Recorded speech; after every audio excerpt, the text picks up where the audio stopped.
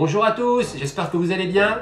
Je vais vous parler de la règle appuie-feu, écrite par des Français pour jouer avec des figurines 15 mm et 6 mm sur le thème de la Seconde Guerre mondiale. Allez, c'est parti!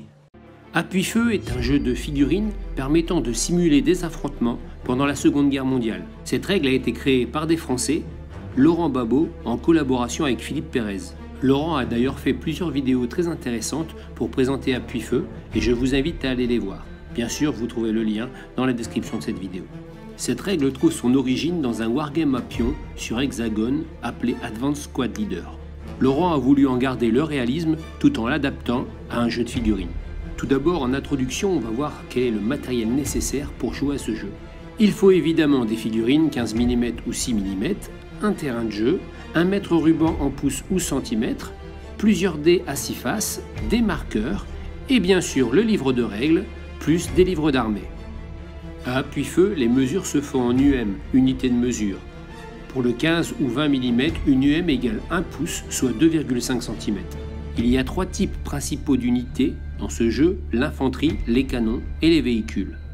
Pas de règle particulière par contre pour le soclage, du moment que les deux camps ont le même. L'infanterie est le type d'unité le plus représenté dans ce jeu, avec des socles montés de 3 à 5 figurines. Elle a pour caractéristique F, puissance de feu, R pour le rayon d'action, c'est-à-dire la portée optimale de l'unité, et M pour le moral de base de cette unité. Le système de jet de dés de ce jeu est original. On détermine un nombre de dés à lancer en fonction du type de jet et de modificateur. Par contre, on doit toujours jeter 2 dés de couleur, un dé de rafale et un dé de compétence. Le tour de jeu se décompose en 5 phases. La première, la phase de ralliement. Chaque joueur essaye de rallier ses unités démoralisées et de réparer les équipements qui se sont enrayés. Ensuite, on passe à la phase d'ordre. Chaque joueur donne un ordre à chaque unité ou groupe d'unités. Les ordres pouvant être donnés sont appuie-feu, mouvement et course. Les pions d'ordre sont disposés à côté des unités correspondantes, face cachée. La phase suivante est la phase d'activation. Durant cette phase, en commençant par le joueur ayant l'initiative, chaque joueur active à tour de rôle un officier, ainsi que n'importe quel nombre d'unités situées dans un rayon de 10 UM, en révélant les ordres qui ont été donnés dans la phase précédente. C'est justement une spécificité de ce jeu que de jouer en tour alterné. La quatrième phase est celle du corps à corps. Cela intervient lorsque les unités sont en contact socle à socle. Elle est parfois plus dangereuse pour l'attaquant que pour le défenseur. La phase qui termine le tour de jeu est celle appelée la phase finale. C'est ici que les déroutes sont effectuées. Tous les pions d'ordre sont ensuite retirés. Une chose qui me plaît bien aussi dans ce jeu, c'est la possibilité de faire une réaction.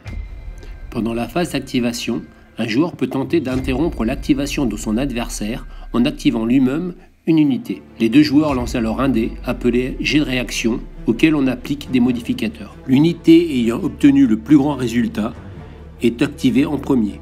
Cela permet par exemple de tirer en premier sur une unité qui vous tire dessus. Il y a bien sûr plein de cas différents, mais tout ceci est vraiment bien détaillé dans le livre de règles. Vous trouverez ensuite des explications détaillées sur le mouvement, le tir, le moral, la déroute, les spécificités des mortiers, des canons, les véhicules, l'artillerie, les conditions météo, les combats de nuit. Bref, il y a vraiment plein de détails pour justement avoir des combats le plus réalistes possible. Et c'était vraiment ce que voulait obtenir Laurent dans ses règles.